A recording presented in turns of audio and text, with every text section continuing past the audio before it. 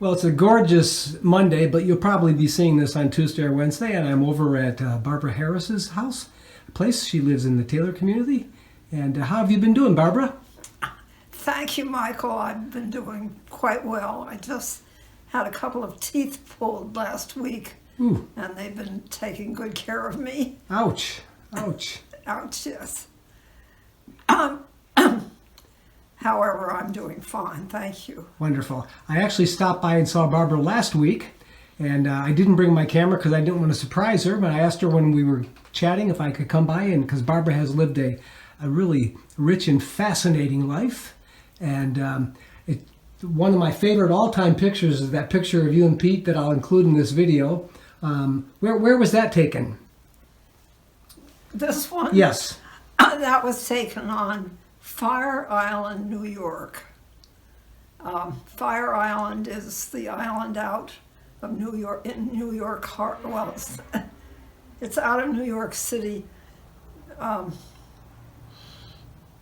It creates the bay, Sayville Bay. We used to go to my grandparents in Sayville, Long Island, every summer. They had a lovely home there. And this picture was taken, it was the year after the war had ended.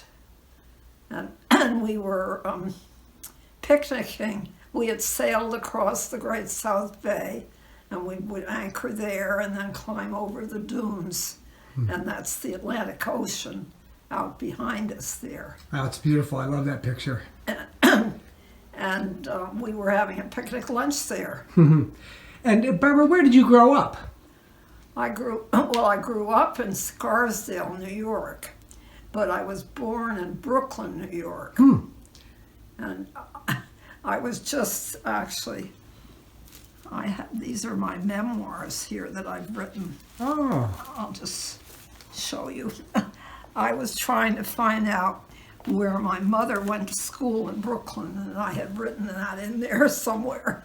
So that's why I had my memoirs out here. And where did you and Pete meet? Well, I graduated from Scarsdale High School in 1946, but that meant that my senior year, 1942, was at the beginning of World War II. And I had planned to go to Mount Holyoke College, and my father imported British woolens from England, and the ships were being sunk in the Atlantic Ocean. And so one evening, my senior year in high school, he said, "Barbara, I'm not going to be able to send you to Mount Holyoke College. It's too expensive." And he wasn't earning any money. And so he said, "Can you find a less expensive school?" So I asked the college counselor the next day if there was a good college that was also less expensive. And she immediately said yes, Middlebury College. Huh. So now that's not an inexpensive school anymore. Probably not, no. But Mount Holyoke cost something like, at that time, Mount Holyoke cost something like $1,200 a year, and Middlebury cost $498 a year. Wow. And that supposedly included books. So this sounded pretty good to my dad. Huh. My older brother was a Swarthmore College, and of course it was more important for a boy to go to college Oh, of course. than for a girl to go to college in those days. So, however, that September, I came back from Long Island and visited a friend in Scarsdale, and then went to New York City to get on the train to Middlebury, Vermont. And, you know, every single station they come to and they say, well, I can't remember all the names of the stations, but it went from New York City to Middlebury, Vermont. And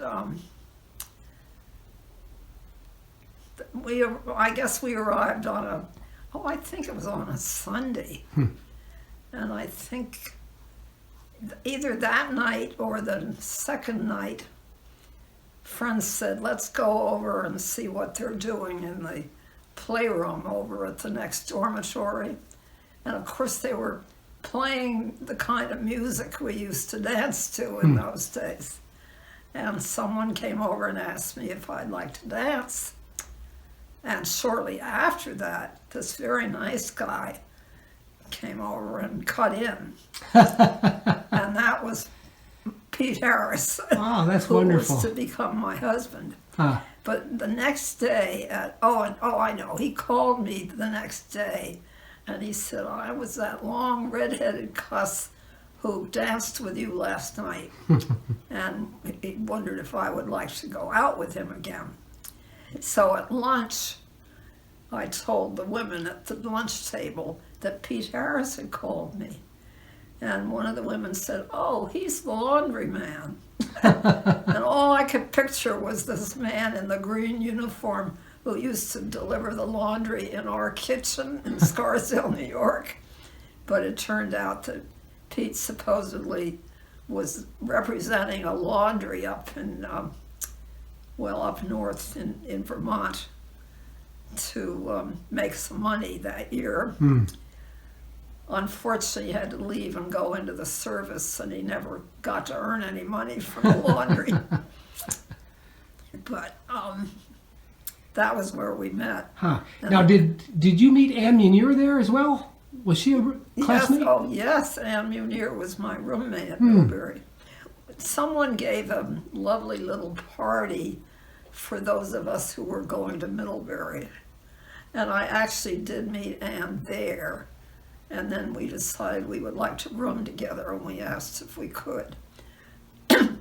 Turned out, interestingly enough, my father, who was in the United States Army during World War I, he had had to take his unit up to White Plains, New York, and guard the White Plains, the great big water source. It was the water for New York City, and they worried for fear the Germans would poison the water. Huh. And so he and his troop had been stationed near to White Plains, and he had dated Ann Munier's mother. Huh. So somehow or other, she was not Mrs. Munier at the time. Right. And then Pete, where did he go to medical school? Well, then, okay, then on May 1st of my freshman year in college, Pete had to leave to join the Army. He came from Montclair, New Jersey, and their board there needed so many people to go into the service that month, and he had to be one of them. So he left Middlebury on March 1st, my freshman year at Middlebury. And then we just saw each other on weekends that he was able to get home to their lovely vacation home in Walpole, New Hampshire. And I'd go over to Walpole from Middlebury. And let's see now, where are we in the question?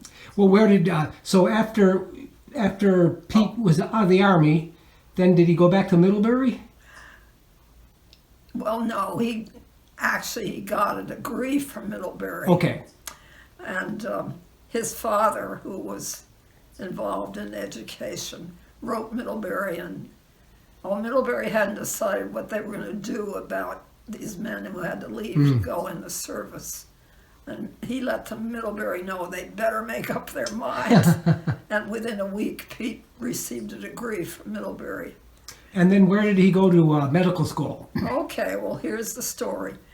In the Army, he did basic training in Miami Beach and ate all the Army food and didn't enjoy it. But one day someone in the Army, some gentleman came over to him and asked him if he would like to go back to college. And of course he said, yes, I want to go back to college. And so they put him in the ASTP, which was the Army Specialized Training Program. They were afraid that the war was going to last too many years and they would be lacking in medical people and engineers. So they sent him to University of Virginia, somewhere where he was in the engineering corps. And he always said that any bridge he ever built would fall down. He had no interest in being an engineer. But somehow they let him switch to medicine. And they sent him to Temple University in Philadelphia to complete all the pre-courses that he needed to get into medical school. And then the Army sent him to med school in Rochester, New York, University of Rochester, wonderful medical school. And that's where we started our married life. Ah. And then how did you get to Guildford? How did we get to Guildford? Well, there's a good question. After 4 years in medical school, we spent 3 years, I think, at Yale, where he got his pediatric degree in addition to the medicine. And well, by then we had a couple of children and we needed a place to live. Oh, I know. The Army sent him back to Washington, D.C., and he was stationed in Washington it was during the Korean War. He was stationed in Washington at an Army hospital in southwest Washington, and we lived near there. And then when he was able to get out of the Army, he sought for someplace. He wanted to be able to join some other doctors, but he was totally out of that kind of circle at this point. And so he wrote to my pediatrician in Scarsdale, and he offered to let him use his office. And so then we had to have a place to live, and Pete's dad's brother ran the bank in Walpole, New Hampshire, and so we went and talked with him and asked if we could borrow some money, and he finally decided he would loan us $10,000, and there was a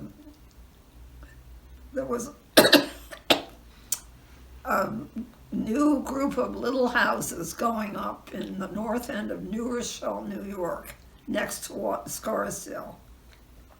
And so how did we get to Guildford?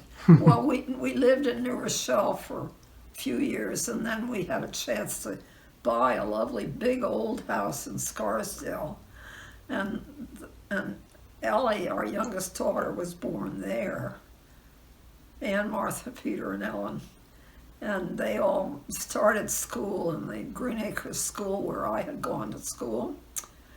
And at that point, Pete had a practice in Scarsdale, but he had to practice, he didn't have another person with him, so that he had to work all the time and answer every telephone call. And he was the doctor down at in Bronxville at the lovely women's college there. Trying to think of the name of it. Anyway, we came with my parents up to Squam Lake, where they always loved to vacation at Rocky Wool Deep Haven Camp on Squam, and we were with them there when Pete and our son caught a fish, and they took the fish to the kitchen, and the kitchen supposedly would clean the fish and cook it for you so you could eat it. And while we were in that kitchen, the couple who had just agreed to come and run the camp the woman was in the kitchen, and I said, "Oh, we were told that it was a wonderful place to live, and do you think anybody up here would like another pediatrician?" And she said, "I think the Laconia Clinic is looking for another pediatrician." And so we took Ellen, who was a year-old baby, and snuck away from camp and came down and met the other pediatricians in Laconia, and learned that yes, they would like very much to hire him. This was in August, so we had to make it through till next July without telling people that Pete wasn't going to be able to take care of their children anymore. And it was the following July that we did come up to Guildford. Well, we came up to look for how he came a couple of times to make sure he wanted the job, and then we came up and looked at houses, and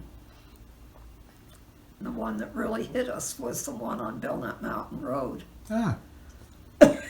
Excuse me, I should have some water when I don't. How far up on Belknap Mountain Road did you live? Lived 3 houses beyond the cemetery.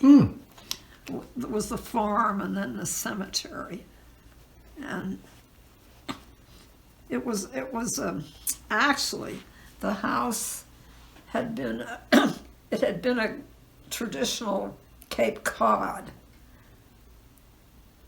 And do you know that until, well, I'm trying to think what year it was, the early part of the thousands, Guildford was part of Gilmanton. And they had to get over that mountain into Gilmanton to vote on voting day in the spring. And it became very, very difficult to do that.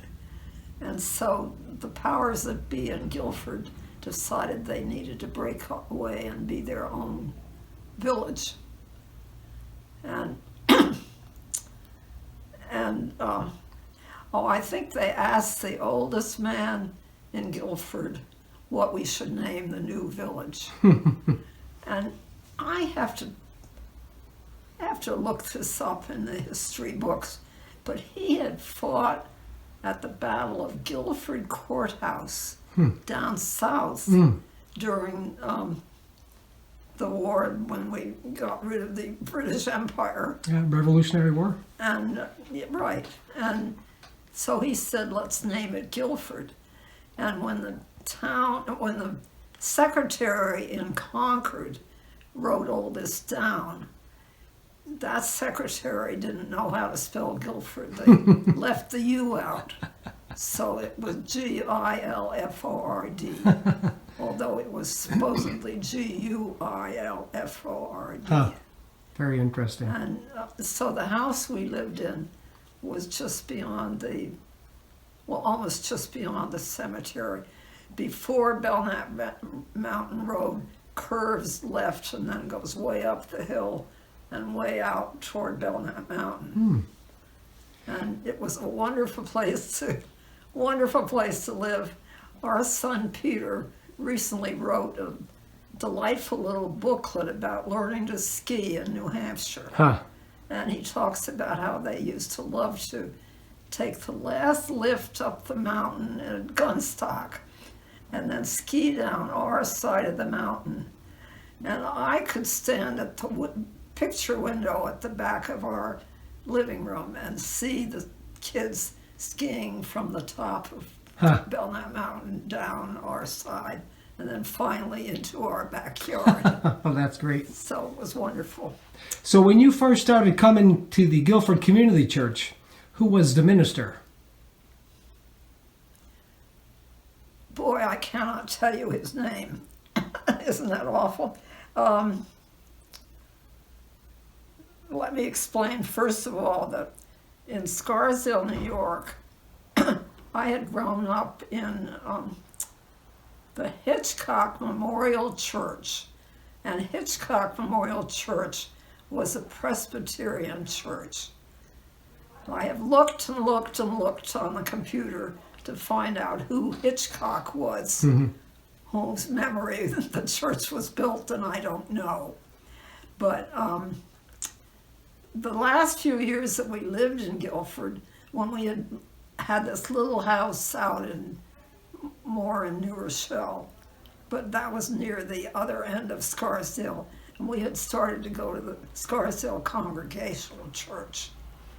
And so that was the church we left. And at that time, Shirley Powers, who lives up at the top of the hill in Taylor, her brother, I believe, or maybe it was her father, her brother was the minister of the Laconia Congregational Church. And he came to call on us, and I said, oh yes, we were probably going to go there. But the summer went by. We moved up in early July, and the summer went by as we were trying to figure out where we were here and get unpacked and so forth. And it was at Labor Day, or right after Labor Day, the Guildford Outing Club, which was a very important part of Guildford in those days, was having a fall cookout. And they suggested that I should definitely go, we should go and meet the people there. So we went up, it was on the weekend in early September, and we went up on our road out to Gunstock. I'm trying to think where I was. We went up to the cookout. We turned where the Guilds lived on the road to go out to Gunstock. There's a road to the right that goes up around behind. Curtis Road. That's it. And we went out to the end of Curtis Road and all pulled off. There were no houses there. We pulled off into the field at the left. And as we stepped out of the car, the field was just nothing but little blueberries. And so we cooked our supper. And then, of course, as we did in those days, and I don't know whether people still do this, we sat around the fire and we sang. And we sang all those old familiar songs. I've been working on the railroad and so forth. And that was on a probably Friday night. And practically the very next day, oh dear, my brain. Keller. What was her? Oh, Peg Keller? Peg Keller came and knocked on our door. And we went to the door and she said, I'm just asking that I hope you and your husband will come and sing in our choir. Wow. And I said, oh, well, where's that? Well, at the Guildford Community Church. So I don't know whether we went to church that Sunday, but we started on choir was a Tuesday night in those days. So we went to the rehearsal, and of course we always loved to sing. And bit by bit we started going to the Guildford Community Church. Now the minister was pretty basic at that time. I can't remember what his name was. And we did not join the church then. We joined the church when the next minister came, and he was the young man who had just finished studying at Andover in Boston. And it's the ministerial school that's now closed. Yep, Andover Newton. Andover Newton, right. And that was when we joined the church. So that wasn't Raleigh Dutton. It was Raleigh Dutton who was the minister. Okay. Yes. So one day, probably 50 years from now, someone will be interviewing someone and they'll say, I joined in the 2000s, but the minister, he was forgettable. He was forgettable. Oh, come on. Oh, no. Actually, Raleigh Dunn was a very nice guy, and I think that he ended his life down in Concord. Yes, that's true. And some friends of mine and me, we went down to his service there. Yeah. Yeah, I've heard a lot of good things about him. And then there was Kingsley. Well, Kinsley was the congregational minister, and I was the one who found him. Huh. I actually drove to it's Portland, Maine. It's west of Portland. I'm trying to think what it's called, west something. There were 2 congregational churches in that town, and the Congregational Society was closing both churches. And the one that Mr. Kinsley was minister of had this absolutely beautiful window. And I drove over myself, and I went to the church, and then I asked if I could come and talk with them after church. And it turned out that they, since they were closing one of these churches, they wanted to leave the church. And they had bought land on Lake Winnipesaukee. Oh. And they wanted to be down near their camp on Lake Winnipesaukee. And so bit by bit, it worked out that they came down, And I think I saw a picture a number of years ago when maybe when they moved the sanctuary. I think Pete might have been on a ladder painting. Oh, definitely. Well, that was, it was Mr. Kinsley, excuse me, who really inspired the church to dig a hole and create a basement and raise the church. And when our daughter Anne was married in June of 1970, I believe, the church was up on these like stilts. stilts when the marriage took place. Excuse me. And he had done a great job of inspiring the church to do this. And Polly Kinsley was a lovely woman. And at that time, they had a wonderful women's society that did things, and she inspired that. And then they retired over to Wolfboro. And we made a quilt for them. And the quilt, the square in the quilt I made had something to do with the choir. I don't know whatever happened to that quilt, because they're long gone now. Well, they're going to come and get me in a couple minutes, so I'm going to go see Morris. And I haven't seen Morris since the pandemic. I just want to, what are the rules? Can you go out now?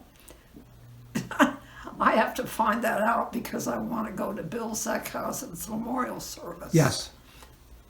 I think that we'll probably be able to be. But Morris keeps telling me that you come to see him. He must talk with you. We've chatted a few times on the phone, yeah. Okay. But I haven't visited him, so I'm looking forward to seeing him. Oh, okay. But, well, he'll be happy to see you. Yeah. And I will hear about it tonight. You will tell me. Awesome. You came from lunch before I came. What did they have for lunch today? What did we have for lunch? Yep. Well, you had a choice.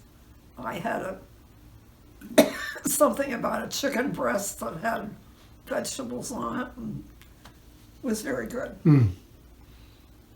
And your kids, how are they all doing? Well, my kids are all fine. As a matter of fact, my granddaughter was married in Baltimore last Saturday. Yeah. And I couldn't be there, which was too bad. But all the kids were there, and all my relatives from all over the country. It was an amazing service. That's great. And how many grandkids and how many great-grandkids do you have?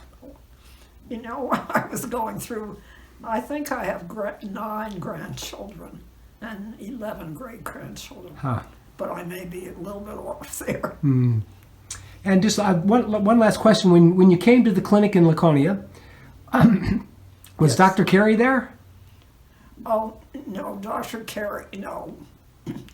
Dr. Carey came from, he had been working in Africa. Okay. We did live in the house on Belknap Mountain Road when they came. Was Dr. Pilliard there? No, Dr. Pilliard. Dr. Pilliard's mother was my Girl Scout leader in Scarsdale, New York. Huh. And when we heard that Dr. Pilliard was just finishing his medical school times, they had a friend on, well, it's one of them roads in Guildford that goes over and sees the lake. Mm. They had a friend there, and he and his wife were visiting. He and Barbara were visiting one weekend, and we went over to see them. And by then, my husband, the doctors that he went to join, had left the clinic and gone somewhere else. Oh, So he still needed more partners. that's great. So he got Jim Pilliard to come here, and same way with Dr. Carey. Mm. Well, they're going to get me in a minute, but you have a great story. I'll come back again and we'll finish this up. Oh, there they are. Say goodbye, Barbara. Goodbye. Thank you.